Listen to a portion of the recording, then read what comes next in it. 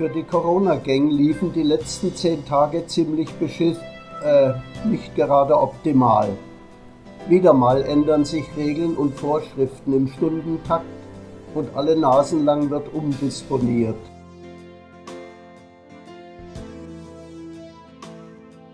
Das sehr kurzfristige Umorganisieren unserer Essensverteilung vor einer Woche war ja nur der Anfang. Das lief dann auch ziemlich chaotisch ab.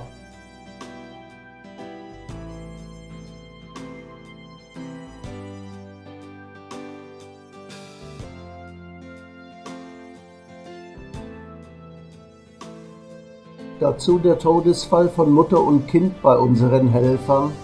Das hat uns alle ziemlich mitgenommen. Halit im Krankenhaus, auch nicht gerade ein Anlass zum Jubeln. Aber zum Glück geht es bei dem aufwärts. Und wieder neue Vorschriften, Umorganisieren der Lebensmittelverteilung, Pläne drucken für die Verteilungspunkte, Empfänger benachrichtigen und alles herrichten, wie sich dann 2 Tage später herausstellt, alles für die Katz. Die Eier können diesmal nicht geliefert werden, deshalb holen sie ein paar unserer Damen selber ab. Und der Reis kommt am Freitag auch nicht, weil der Reisexpress Fuhrparkprobleme hat.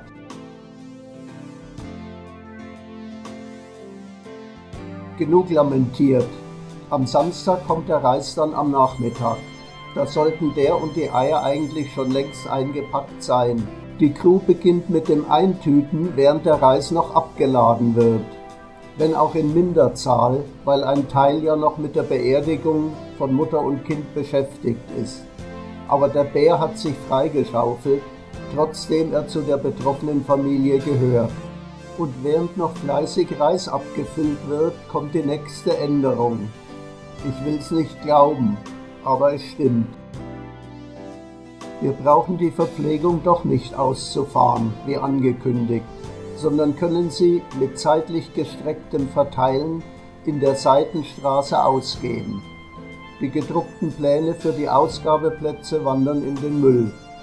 Aber es ist eine gute Nachricht, weil wir uns die Fahrerei sparen und die dazugehörigen Gefährdungen im Straßenverkehr. Ich bin gespannt, ob dann wohl alles glatt laufen wird.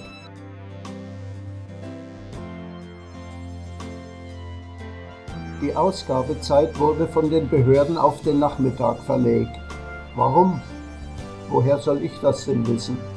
Ist im Endeffekt aber auch egal. Vielleicht liegt es daran, dass sich in der Spitze der Inseladministration über 100 Personen in Quarantäne begeben mussten, weil sie an einer Sitzung mit Infizierten teilgenommen hatten. Das Verteilen läuft dann halbwegs rund, obwohl dem Ordner mit dem Mikrofon bald die Batterie verglüht und Prop sich heiser schreit mit der Bitte um Abstand zu halten, Hände desinfizieren, so schnell wie möglich die Gaben in Empfang nehmen und umgehend wieder zu verschwinden, damit die Nächsten nachrücken können.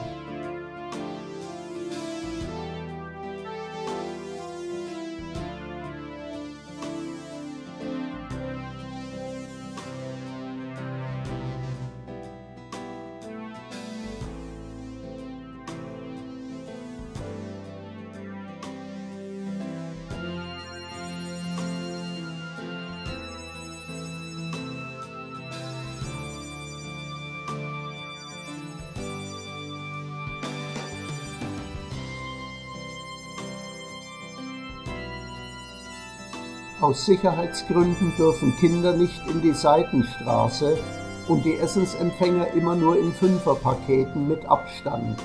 Aber bei einigen hapert es trotz mehrfacher Aufforderung mit dem Zählen.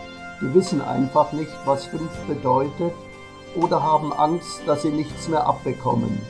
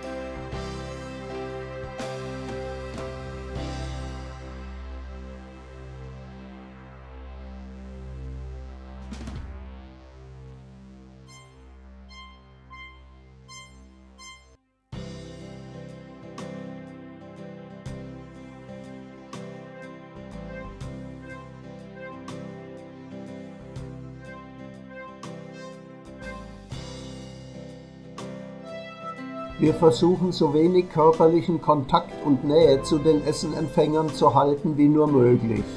Teilweise müssen sie sich ihre Ration selbst vom Tisch nehmen. Im Allgemeinen läuft es auch halbwegs rund und so geht es dann am laufenden Band bis in die Dunkelheit hinein. Dann sind die letzten Portionen verteilt. Uff.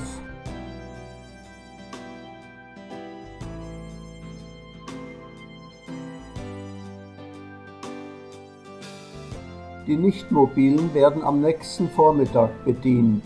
Die machen die wenigsten Probleme und freuen sich, uns zu sehen. Und ein paar von den leer ausgegangenen holen sich dann ihre Rationen noch bei uns zu Hause ab.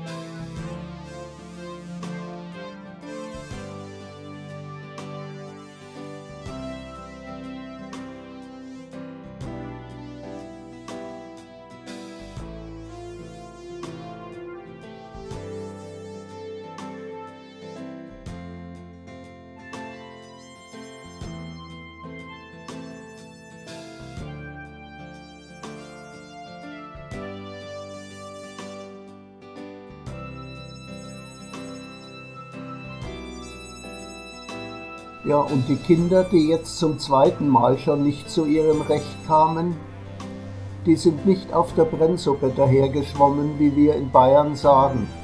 Einige von denen haben herausgefunden, wo wir wohnen und tauchen am Montag bei uns zu Hause auf, um sich ihre Süßigkeiten abzuholen.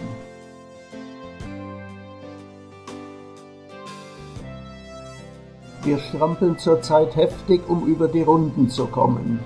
Es ist ein Balanceakt zwischen Sicherheitsmaßnahmen, behördlichen Vorschriften, teilweise Unvernunft der Bedürftigen, Umorganisation und Selbstschutz. Wenn wir uns infizieren, dann muss hier eine Menge Menschen Hunger leiden.